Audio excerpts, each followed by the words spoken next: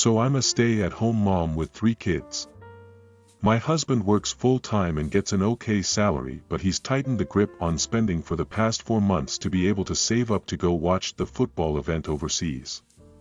He's literally obsessed with anything to do with football. He said he rarely ever gets to do what he wants, and so I didn't want to judge him since it's his money eventually. We discussed plans for Christmas and he told me to handle everything since he won't be back till December 20th. He told me he had put aside money for Christmas decoration, food, gifts, kids' needs, etc. The money in total was $100.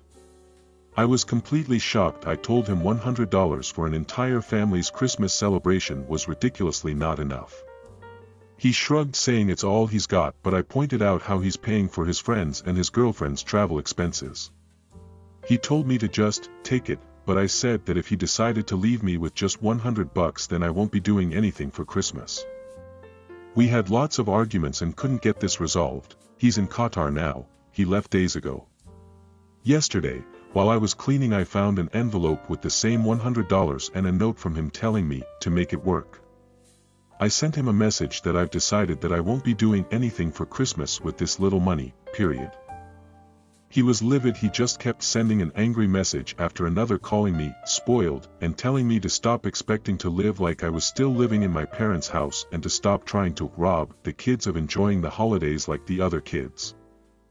I haven't replied, but he's livid, saying I'm punishing him for going and trying to guilt him using his own money.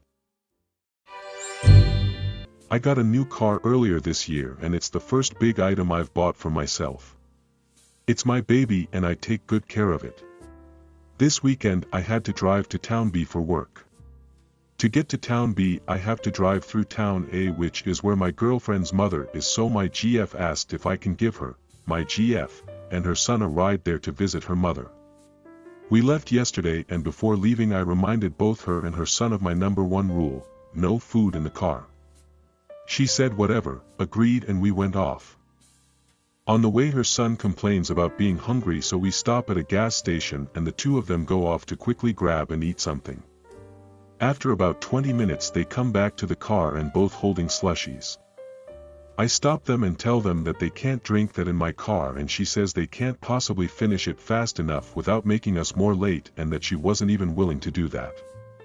This resulted in a back and forth of arguing, and the ultimatum was to leave them there or to suck it up. I gave in and let them in, cautioning them to be careful. After about 30 minutes her son drifted off and dropped the melted slushie all over the back seat. I yelled fuck and pulled over to clean it up. After cleaning it up I got back in the driver's seat and just drove. I was bloody livid, but knew fighting or arguing over this wouldn't solve anything. Still I was in no mood to talk, so I just remained silent for the rest of the ride, only giving short answers when spoken to. I dropped them off at her mother's and kept driving. When I reached my lodging I saw a message from my GF calling me dickhead for giving them the silent treatment and making her son feel like shit over an honest mistake. Am I the asshole? I cook Thanksgiving and Christmas dinners every year for my husband, his family, and our kid, and have for 16 years. I put a lot of love, planning, and effort into making it a really special day. This year, between work, parenting, and everything else, I'm tired and I don't want to cook Thanksgiving. I went to him and asked if we could just go to a nice restaurant instead. To my surprise, he said he'd handle it. However, even cooking a simple Thanksgiving meal requires forethought, like getting the frozen turkey in the fridge to defrost multiple days in advance. Now is the time to pick up some items. I don't know if he knows what he signed up for. I started asking when he was planning on doing his grocery run and what dishes he was planning to serve. He just dodged the question and said he'd handle it. He has a habit of underestimating tasks and rushing last minute. I finally was like, look, why don't we work together and start planning? He admitted he was only going to cook a simple meal of turkey breast, mashed potatoes, and broccoli. That's it. Basically, I said that's not really a special holiday dinner and I wouldn't have agreed to that had I known that's what he meant. I said I'd be happy to work together and balance simple like he wants and special like I want.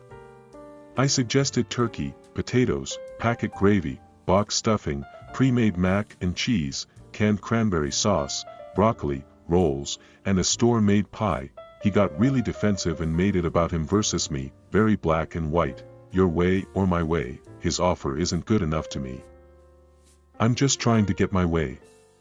When I explained no, that's not what I mean, he insisted I did. I cannot imagine families showing up and being served a very simple meal like that. It's just bad holiday hosting. Maybe coordinating a potluck would be okay, but he wasn't doing that. We already committed to hosting them. Am I in the bad here? For many years, my BF's parents have had us over for brunch, lunch, or dinner. They have a nice deck with an outdoor table and chairs and use it to eat or hang out. Thing is, it has to be freezing temperature before they will concede and eat in the dining room. I've had to sit on that deck many times trying to eat my food while I am shivering, even though I'm wearing layers. Last week, we went over there for brunch mid-morning. The outdoor table was set with plates, etc. I had my layers on again. But I was cold.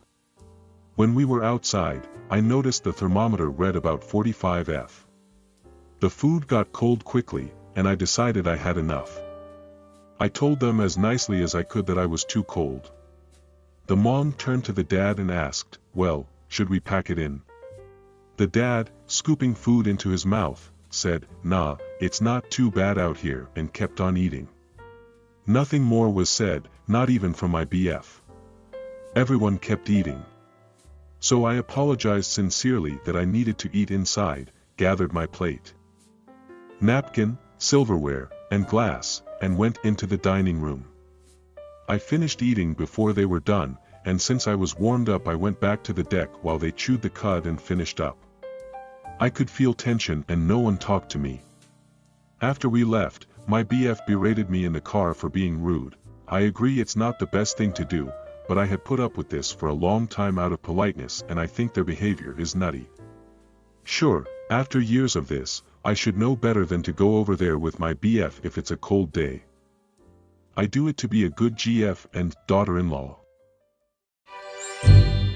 I live with my dad, his wife Hannah, Hannah's daughter Grace, and our younger brother. Grace really only comes to stay on the weekends since she's in college, and this time she brought her boyfriend Isaac with her. I'm biracial, my dad is white and my mom is black. Honestly, I don't look anything like my dad, so most people don't even think I am mixed. We like to joke that I got his personality instead of his looks. People tend to say offhand stuff to me about how I don't look the way they think I'm supposed to. I'm kind of used to it, especially since my dad ended up married to a woman that is also white, so like every time I'm with them it obviously looks like I'm the odd one out. I'm not afraid to correct people, but sometimes that gets exhausting and I'll just play dumb instead. Grace and I had planned to get lunch together and her BF Isaac ended up coming along with us. She wants him and I to get to know each other better since she really likes him, so I figured that's why she brought him. While we were having lunch, my mom's side of the family was brought up, and then Isaac said that it must have been a shock to my dad at least for me to end up so dark since most mixed kids are lighter in complexion than I am. But then he said that at least I ended up with good hair, so I didn't lose out completely. Grace didn't speak up and say anything to him about it, so I pretended not to understand what he meant and asked what was so good about my hair and what it was he thought I was losing out on anyway. He got flustered and said, "Well, you know that most girls with your skin tone have curlier hair."